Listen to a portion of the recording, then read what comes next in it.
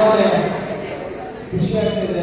ನಮ್ಮಂತ ಪುಟ್ಟ ಕಲಾವಿದರನ್ನ ಕರೆಸಿ ಇಷ್ಟು ದೊಡ್ಡ ಮಟ್ಟದ ಪ್ರೀತಿ, ವಿಶ್ವಾಸ, ಅಭಿಮಾನವನ್ನು ಕೊಡ್ತಾ ಇದ್ದಾರೆ. ಮೊದಲನೇದಾಗಿ ನಿಮ್ಮೆಲ್ಲರಿಗೂ ನನ್ನ ಕಡೆಯಿಂದ ತುಂಬುವುದರಿಂದ ಧನ್ಯವಾದಗಳು.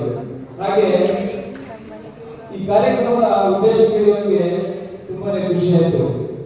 ಯಾಕಂದ್ರೆ ನೋಡಿ, ಒಬ್ಬ ಮನುಷ್ಯನ ಹತ್ರ ಹಣ ಇದ್ರೆ ಕಳ್ಳತನ ಮಾಡಬಹುದು, ಆಸ್ತಿ ಇದ್ರೂ ದೋಷಬಹುದು, ಅವನೇನೇ ಸಂಪಾದನೆ ಮಾಡಿದ್ರು ಕಿತ್ಕೋಬಹುದು. ಆದ್ರೆ ಒಬ್ಬ ವ್ಯಕ್ತಿಯಿಂದ ಕಿತ್ಕೊಳ್ಳೋಕೆ ಆಗದಿರುವಂತ ಒಂದೇ ಒಂದು ವಸ್ತು ಅಂದ್ರೆ ಅದು ವಿದ್ಯೆ.